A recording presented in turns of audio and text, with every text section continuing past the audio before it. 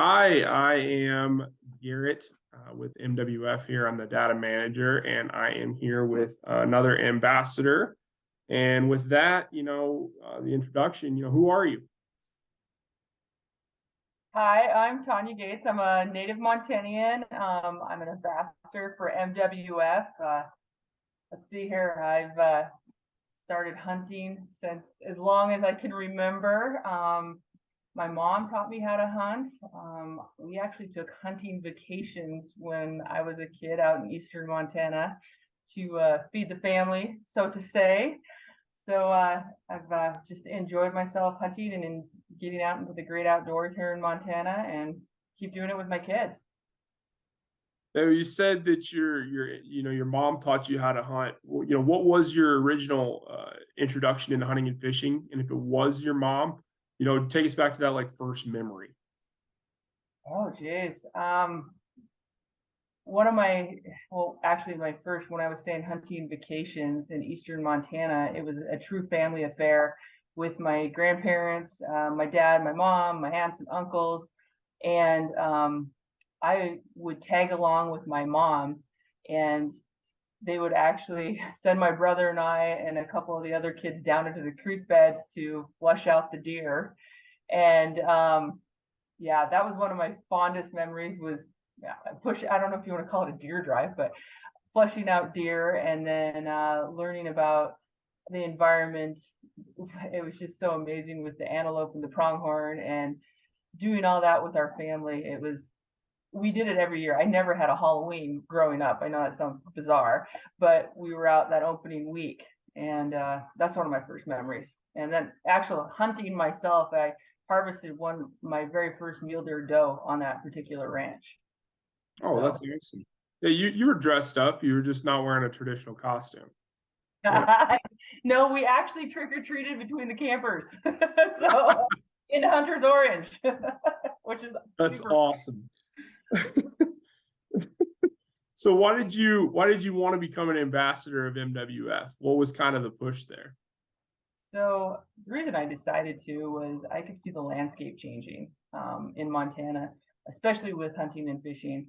In regards to that, it's like that ranch that I had hunted on in God, I'll age myself.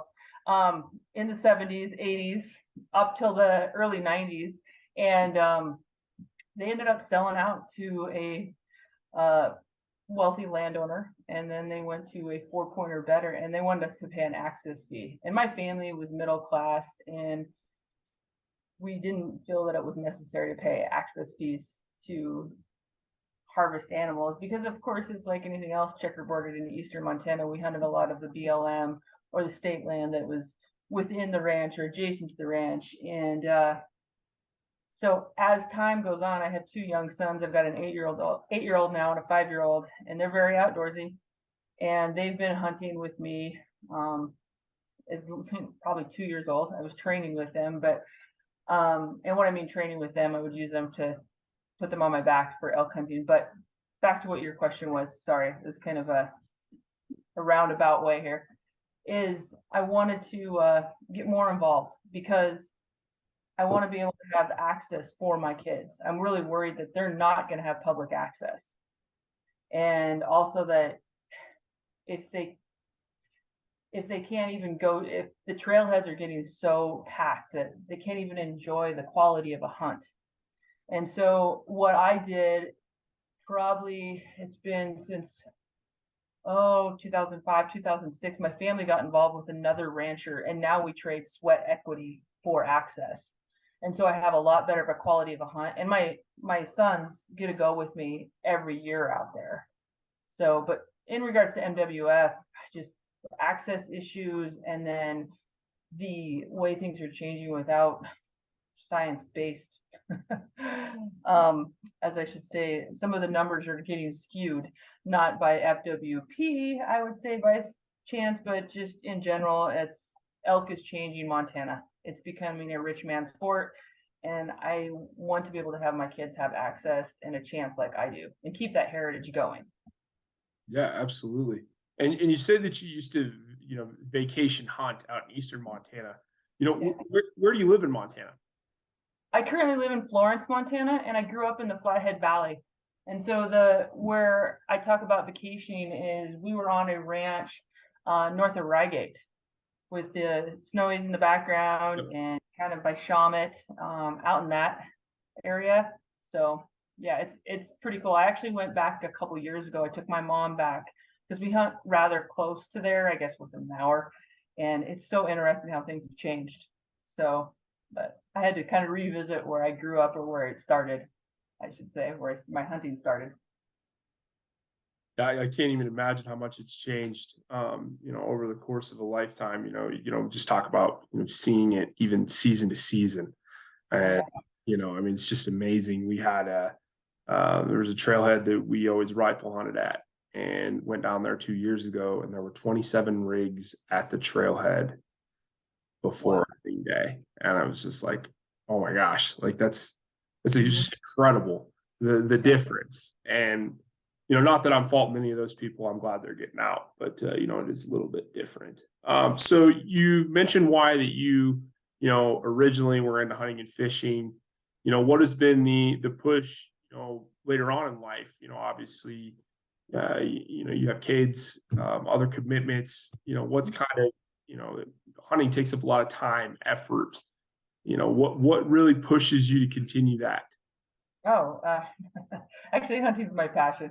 It's I pretty much start in September and go to December, but what also pushes me is I do a lot of volunteer work and I teach a lot of women how to hunt and just mentor them. And that's kind of one of my other pushes, besides helping out, my sons or getting kind of more the older onset hunters. And I don't know, it's so hard when you say push because it's such a part of life for me. It's not really, it just happens. It's just how things go. I'm always looking forward to the next season. I mean, for Uh-huh. me, it's like springtime. Springtime. Okay, I gotta Yeah. find something to do.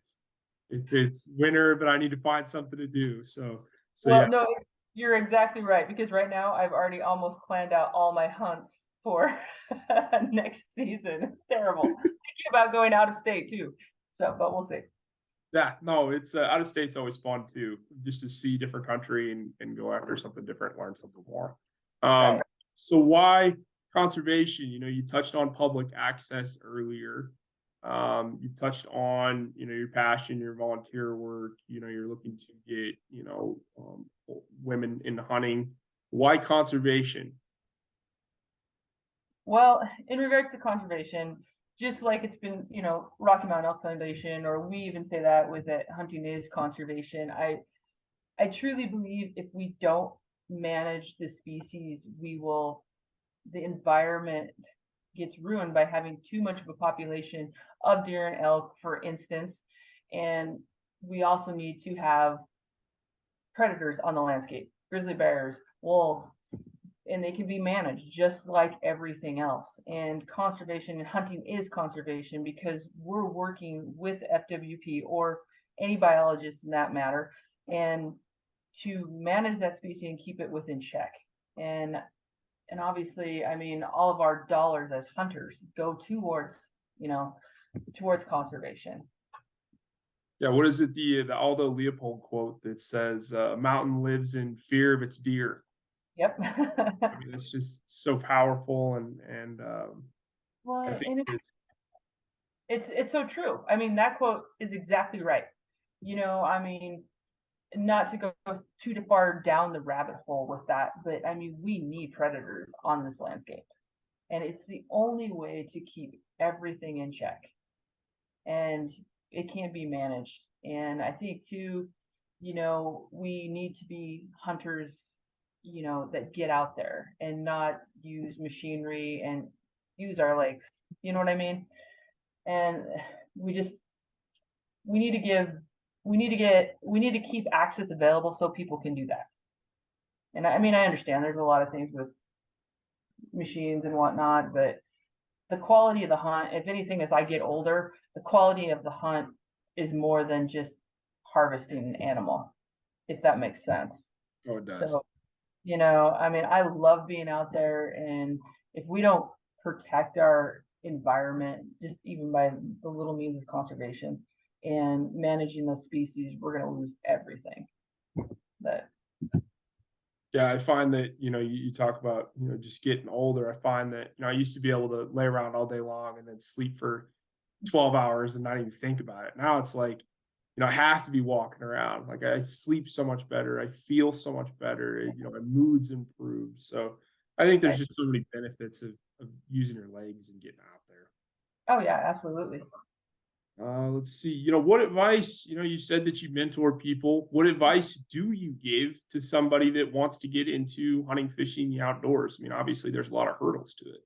Oh yeah, there's a lot of hurdles. First of all, I tell them about hunter's education and just the basic rules of that. And it's just like now, for instance, I believe today there's a bill up to make sure they have a field day. And I always suggest, even though in the past, because of the pandemic, that if they get a chance, go to a field day. And even I did, as when I become a new bow hunter, I do that's like 10 years ago, but I was with a lot of younger adults. But I learned a lot, explained to him about taking the field day, hunter safety. Another hurdle is, gear wise, everybody thinks that they need to be dressed, complete camo. And I work with Deanna, and she runs deer camp where you can loan gear. The other thing, like I go over Onyx with them and teach them how to e-scout so they don't have to spend so much time out in the mountains or the prairies. And then I also take them out on green hunts where they follow me or just mirror me, if they want to go that route before they actually start hunting, because packing around a firearm is a big deal. And so this way they can just kind of follow me in my footsteps and ask all the questions. And like matter of fact, through I'm a master hunter, and through Master Hunter, I won a lottery to hunt the MPG ranch. And so I went on a late season cow hunt on the MPG. And I took a friend of mine who wants to learn how to hunt. And I explained to her how to hunt elk and what to look for in tracking and what their habits are. It's amazing on species wise how deer, elk, everything's so different. And, and I also told them, like, there's really no stupid question.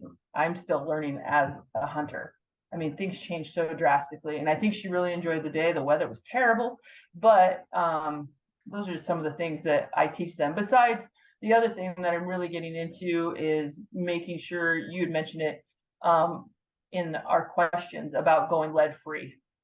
And that I learned a lot after Master Hunter with Mike McPhee. And then I haven't read his book, but I've obviously seen some of his papers that he has out, and it's amazing. And I'm in the process of going lead free. And I've even shot my 300 lead compared to copper. It's almost exact, excuse me. So those are some of the things I teach. It's so hard when you're like want to mentor someone and there's so much to teach them. So but Yeah, you talked about e-scouting, following someone.